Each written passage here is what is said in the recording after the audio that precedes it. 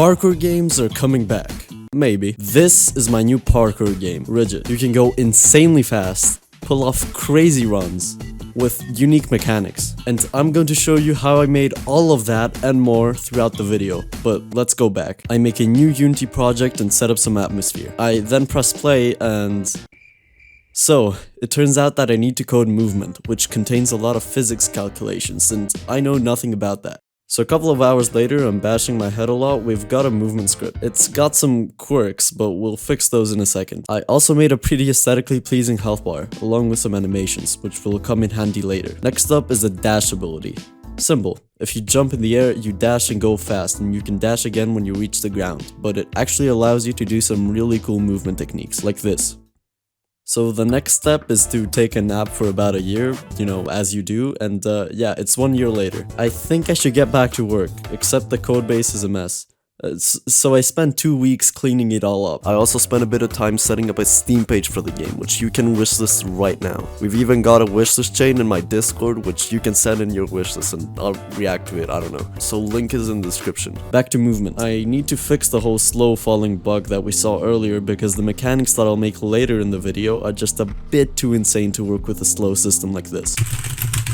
Okay, that was surprisingly easy. Essentially, I just had to dynamically change the drag of the player relative to the vertical velocity. So pretty much as you're falling, your speed is capped less. But we've still got a bit of a problem. It's very easy to hit a wall and smash your face as you're parkouring, which isn't really what we want. Also kinda hurts. Instead, the player has to vault over the platform, which is more realistic.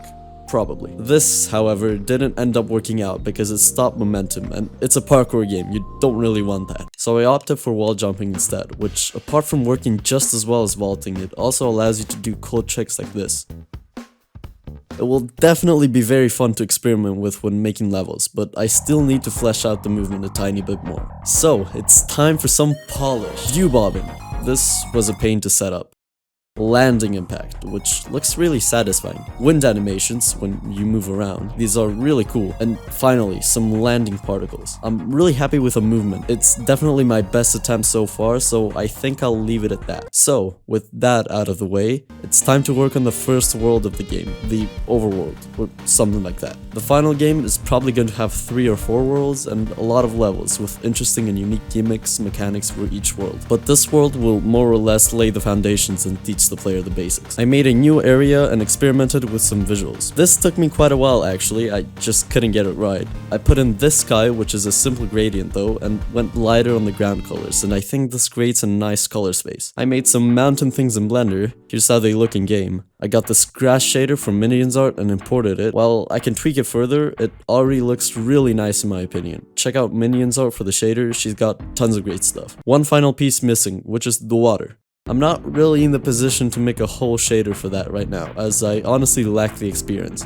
So I found one on the asset store, which I'm going to replace later in the video. I think we've got a great aesthetic. It's not finalized, but it's a solid foundation. Then I somehow spent 1 month updating my previous game, Airborne, which is on Steam for free by the way, so go check that out. Now, I'm no waste roller or anything, but I made this portal shader. It makes some troll visuals and rotates them, then passes their UVs to some Voronoi noise, steps it, which essentially means harden the edges, and here's our portal. I also asked my Discord for some additional theme ideas for the other worlds and got tons of help. Then I worked on the settings menu, which might not seem like anything out of the ordinary, but it's actually made using a clever automated system, which honestly I haven't seen anyone use. It gets all the properties directly from the settings script using reflection and automatically creates a menu out of that. You don't want to know how much time this took me though. It's time to finally create some objects for the game to spice up the gameplay a bit. I began with making this grenade.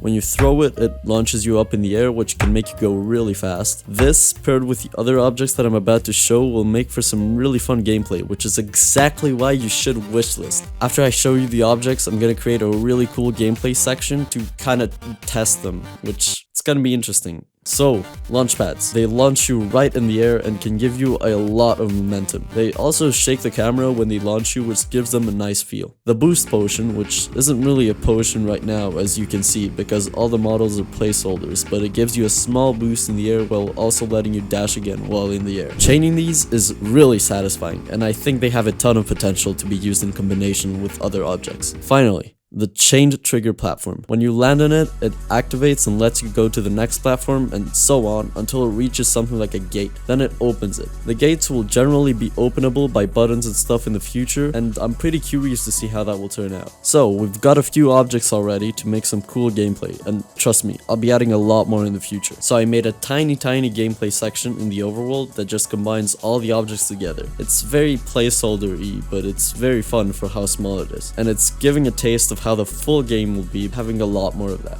So, I think it's about time we replace that old water shader. It's like crazy unperformant and it generally doesn't look the best. I tried making my own water shader using H-Rollo's video on sine wave based water and actually got decently far.